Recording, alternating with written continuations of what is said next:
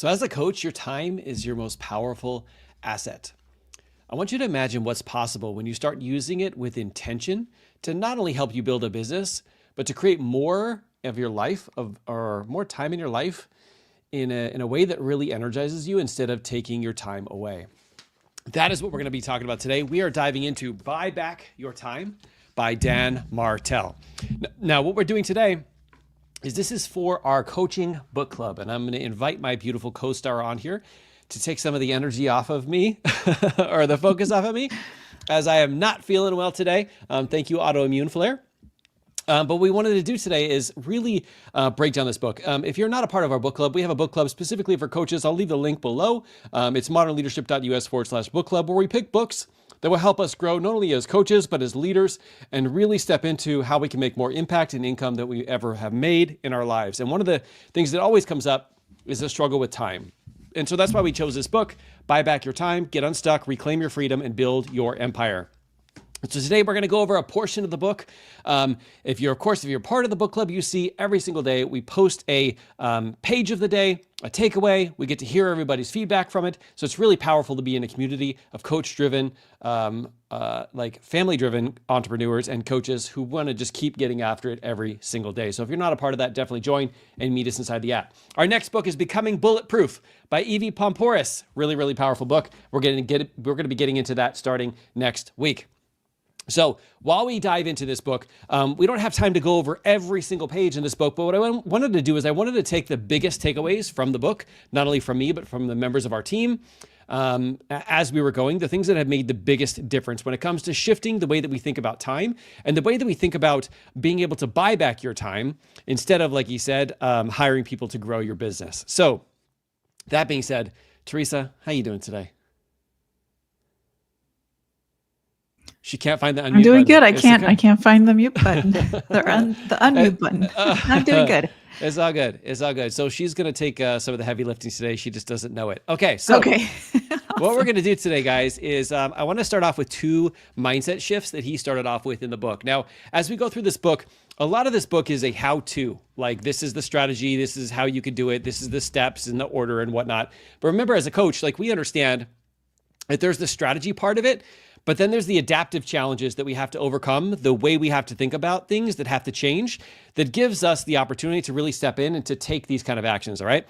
So as we go today, I want you to keep these things in mind. But of course, if there's any ever time when you come up against something that you're struggling with, a challenge or an obstacle, and you need to bounce some of those things off of us, we actually have this thing where we give people a free 20-minute session where we jump on, help them get to the root of what's actually holding them back, help them find how they can lean into these different tactics, because it's different from person to person. This isn't a one-size-fit-all anything. This is why coaches are so powerful, is because we can help personalize it for them. And that's something that we offer here inside of the community. So if you're part of our community, whether it's a free book club or whatever, you see us here on YouTube and you're looking for some additional help or support through a challenge, check out the link in the show notes, and we always offer a free 20-minute call to jump on. There would be no pressure for you to join anything. It's just we want to help because we know back when we were first starting that we could have really used that help to be able to get to where we are now, where we both were able to work full-time at home. All right, so starting with these mindset shifts, the first one is breaking the toxic get stuff done mentality. And by get stuff done, there's another 4-letter word that starts with S, but this is a family-driven channel, so we're not going to say that here. But really what he's talking about is he, Dan Martell, he has this whole story inside of his book. And really what sparked this is he always had this mentality, and I noticed that I have it as well. And that is like, I just want to get stuff done. And they say if you want to go fast, go alone. But if you want to go far, go together, right? And there's a lot of truth to that, because sometimes we can convince ourselves in the moment, I just need to get this done.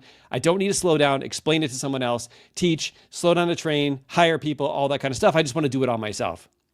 And he said one of the things that helped him the most is breaking free of this get stuff done mentality. Because if it's just you doing things and you're working in your business, you can't necessarily work on your business to build it to be that thing that you can make the biggest impact in income that you possibly can, right? So he said one of the ways that he did that is by getting rid of that getting stuff done mentality. Now, one of the ways that he did that is the second mindset shift. And he says the buyback principle is don't hire to grow your business, hire to buy back your time. I'm going to type this in the chat. Don't hire to grow your business, hire to buy back your time. Teresa, I'd love to hear from you. What do you think? What does that mean to you?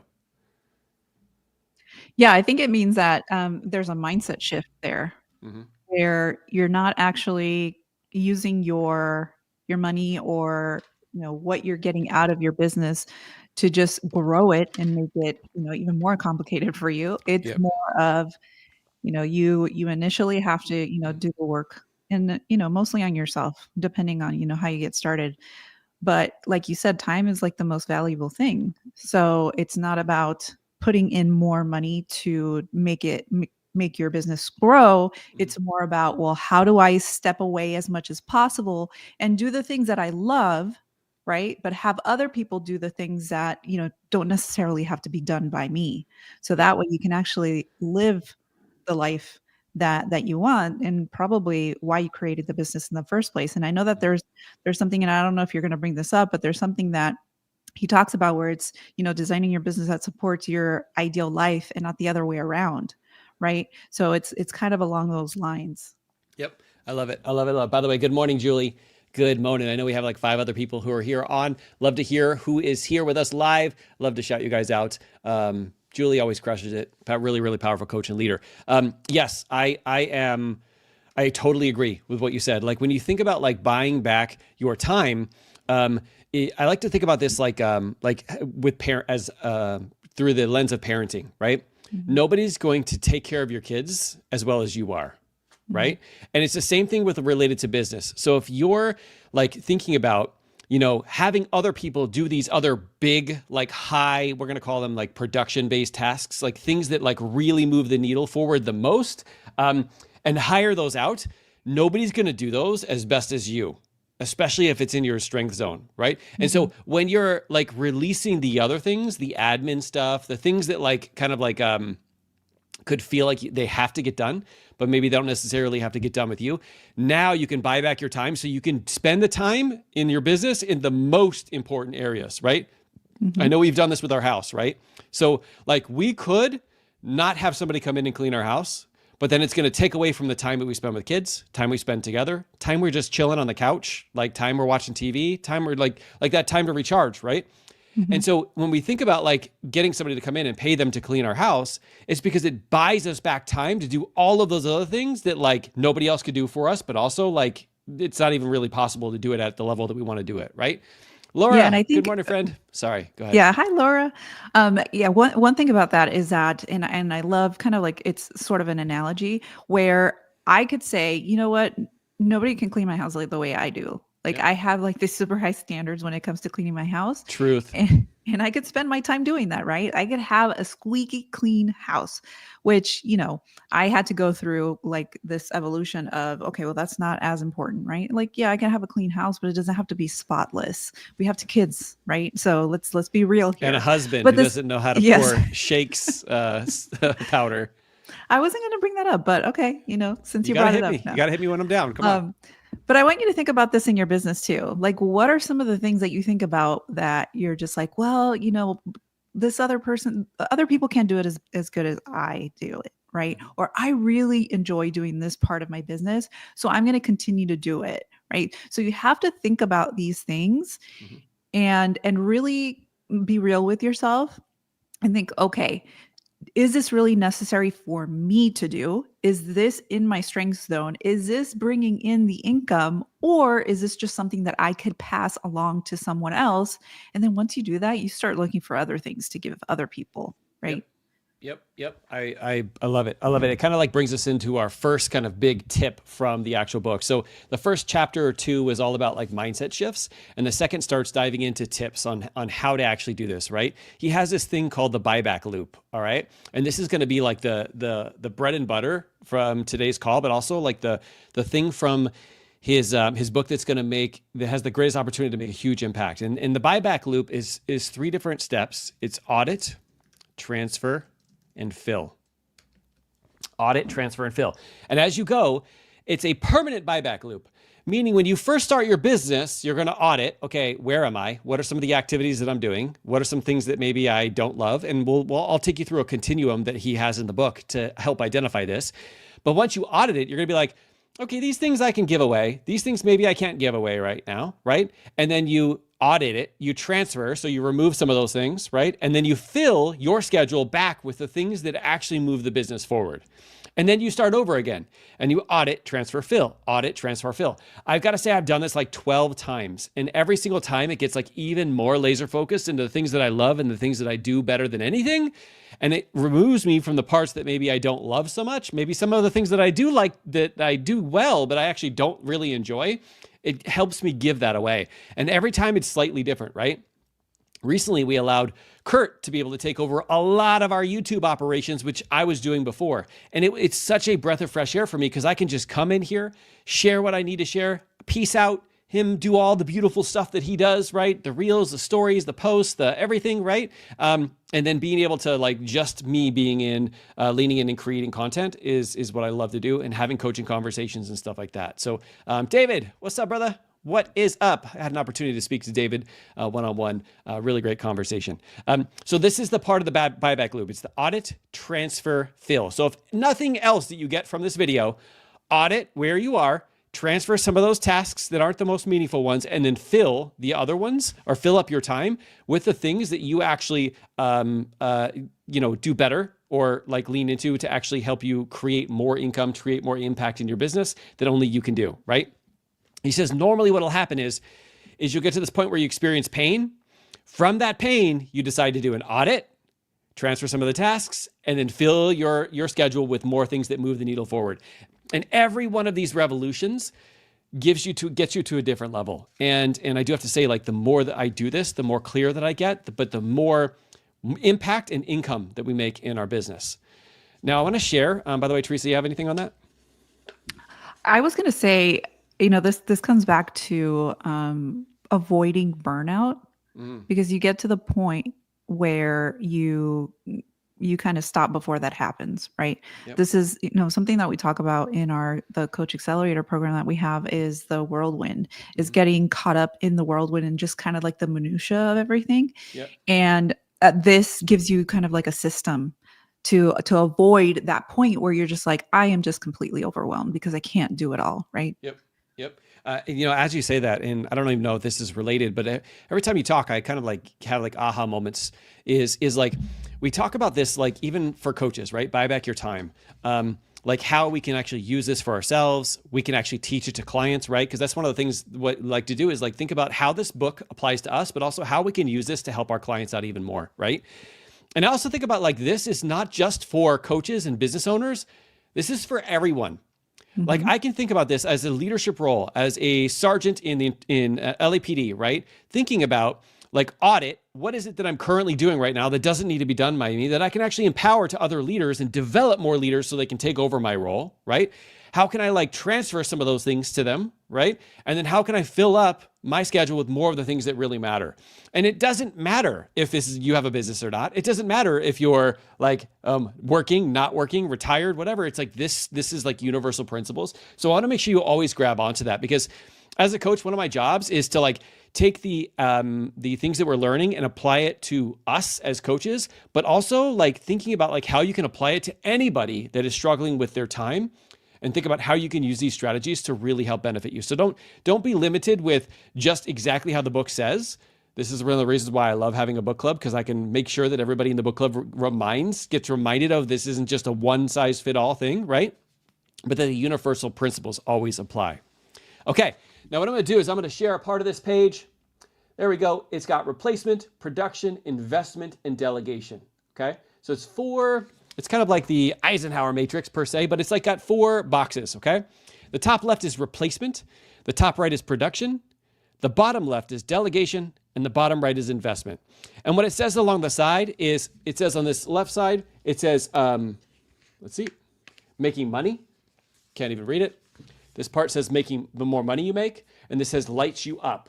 So the more that you're in the move to the right side, the more that it lights you up, and the more that you move above makes you money, right? And here's what he says. He says, these are the 4 areas that you really have to sit down when you do an audit. You have to ask yourself, okay, what are some of the activities that you can delegate? These are things that don't make you money and don't light you up. You're like, I absolutely hate doing them, and they actually don't make me money. Can I say something? Like we've had some coaches. We have a lot of coaches in our Coach Accelerator who are getting their first clients, getting paid, making more money, making more impact, and they are doing things like crazy. Like their businesses are doing exceptionally well because they're focusing on the right activities. And how we find that out is going through the Coach Accelerator process to be able to identify what those are for you. But what makes you money is not social media posts. I don't know how many of you guys have had a social media post where somebody has actually paid you money for it. It builds some credibility, but that's actually not what makes us money. I don't get made money by the number of posts because otherwise I'd be a millionaire because I've made so many posts, right? It has a lot to do with like asking yourself, what is making me money and what lights me up? And things like that, tasks should like you might want to actually use social media tools. I highly recommend it just so you can get your the engagement and the stuff out there. But it's not something that makes you money, and it isn't something that necessarily lights you up. So you got to think about like what are some of those activities, and it's different for everyone. Yeah, I know, right, Laura? It's different for everyone. Is like what are those things that I can delegate, which means they don't make me money and they don't light me up, right? They have to get done, by the way. If there are things that like they don't need to get done, please just remove them from your list and say, I don't need to do them anymore, right? But if there are things like social media posts, maybe you do want to, create content on YouTube, like that kind of stuff. It doesn't directly pay you, but it does help bring some clients and customers get their attention. But it's all those pieces that involved in that are not all the things that you should do because it's not actually helping you move your business forward, right? This is a big game changer for us because we've had people in our program who for 3 years had never found a client. They joined us, and within the first month, they had their first 3 clients because they were not doing things that actually moved the needle. They were thinking they were running a business because they were posting on social media. And when we slowed down, we found out what actually helps them. It actually did not take much of a tweak, but then they were able to find clients. So I cannot stress this enough. Even with my low energy today, I'm even leaning into this one even more, right? So that's the delegation. The next one on the bottom right is investment. These are things that don't make you money, but do light you up. So for this, it's like my walks with Teresa, or my walks with my kids, or playing video games, or watching TV. It's the things that you do that light you up that don't necessarily make you money. These aren't things that you're going to like delegate or send out to other things, but you don't want to spend your entire life doing the things that quote unquote light you up and don't make you money. I know that some people are like, love that idea of like, oh, if I just do the things that I love, like people are going to come to me and like, I'm like, well, maybe not necessarily. What if you loved playing softball or you love playing video games? Like, I don't really see a direct connection between you becoming a millionaire there. I mean, I don't know, maybe you're a professional video game creator, but like when we think about these are things that we do to invest in ourselves, and we should continue to do them. We have to make sure that they just don't take over our whole time and energy, wondering why we're not making any money, right? So that's the investment in the bottom right-hand corner. Now, the top left-hand corner is the replacement quadrant. This is something that makes you money, but doesn't light you up. So makes you money, but doesn't light you up. So some of the things could be sales calls. It could be marketing. It could be, putting together trainings and teachings and pitching, doing all those kind of things. These are things, and it's different for everybody. I don't want to say that those things are the same for everybody. It's different for everybody, but these are the things that you're like, okay, they make me money, but I hate doing them. And I would love to find a replacement to actually be able to find somebody who is good at doing that so I don't have to do it so much, right? So this is the replacement quadrant. And the upper right-hand corner is the production quadrant. These are the things that make you money and light you up. This is why I'm on here on a YouTube Live. It's why I do like live coaching calls. It's why I love Coach Accelerator, teaching people and certifying them as coaches, like coaching and teaching people to become master coaches. That lights me up. I would do it for free, but I'm kind of not going to give people back their money just because I love doing it. Doesn't mean that that's the case. But at the same time, it's a thing that when I do it, people say, man, you really come to life when you do that. And I can see it in you that you really do want to help people. And so for me, I want to spend as much time as I can there. But when you look at these other 4 quadrants, you have to look at and say, okay, where can I pull from to spend the most amount of time in my production quadrant? And so by writing these 4 things out, these 4 quadrants, and writing down what are some of the activities you do that are in the delegation, what are some of the activities you do in investment, what are some of the activities you do as a replacement, and what are some activities you do in production, will give you this, what he terms an audit. And from there, you just look at it and go, okay, where am I, right? Where am I right now? Now, he said the best place to start is delegation.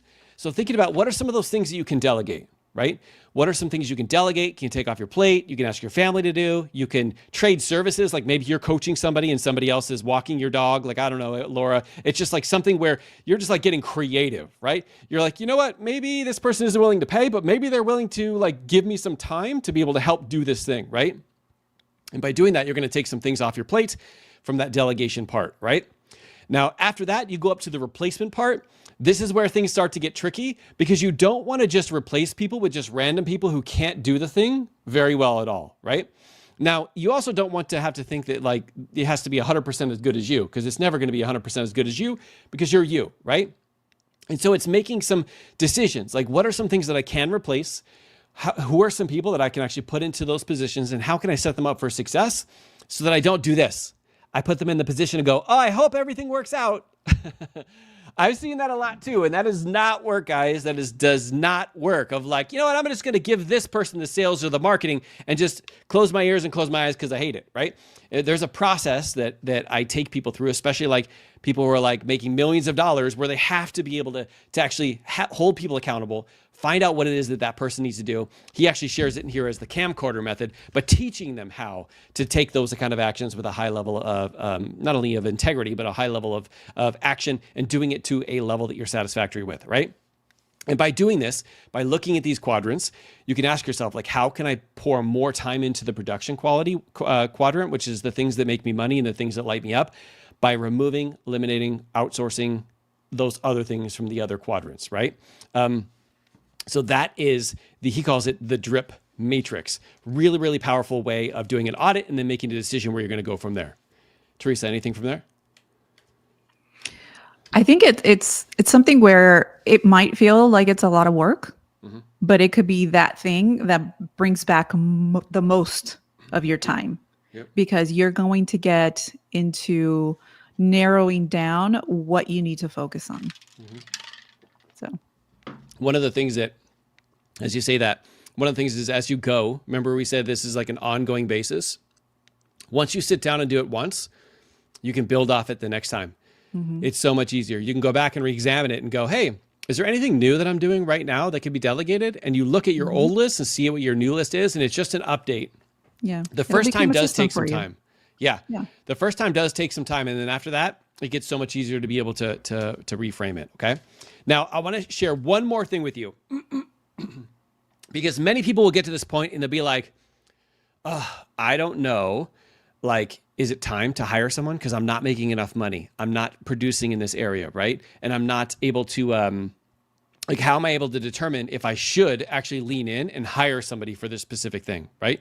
He has this thing, it's called the buyback rate calculation, all right? Buyback rate calculation.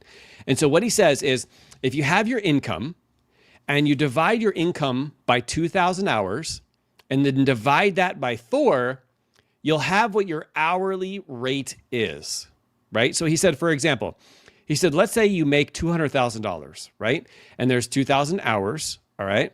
And then you divide that by 4, that equals basically $25 an hour. So what you're paying yourself for your working your business is $25 an hour. And so anytime that you can outsource something for less than $25 an hour, you're going to want to do it, because in this example, you're going to get that time back so you can spend more time doing the things that actually move the needle, right? So when you think about this, and I've heard different interpretations of this. I heard very similar to this, but it was like, hey, how much money do you want to make? And based off of that, divide it by 2,000 and divide it by 4 and see what that amount is and then figure it out from there. I've heard take what your highest month is, multiply that by 12 and then work the numbers that way. I mean, there's many different ways that you can think about it, but when you look at what your income is or your projected income and you divide it by that 2,000 and then divide it by 4 again, then you basically getting your dollar hour. Now you have some concrete evidence, right? Let's say you're at $50 an hour, right? And you're like, basically I'm getting paid $50 an hour. You should probably not be designing Canva templates. You probably should not be, I don't know, like updating your website. Like you probably shouldn't be sending welcome messages to people. Like there's probably some things you're gonna be like, I would rather pay somebody $20 an hour to do that and be happy than me spending my time and energy doing that because it's taking away from all the other tasks that I could do that are valued at way more than $50 an hour, right? Getting on a one-on-one call with somebody and selling them into your program or doing a coaching session might be one of those really big tasks. When you actually look at when you do that, you get paid like $500 an hour. Yes, but remember, all the other tasks that you're doing that actually are the low-level tasks reduce that price down even more, right? And so when you're able to free yourself up to do more of those things that matter more and eliminate or outsource the rest, it really builds up so you can get and grow a really thriving and sustaining business, but also not doing so without burning yourself out.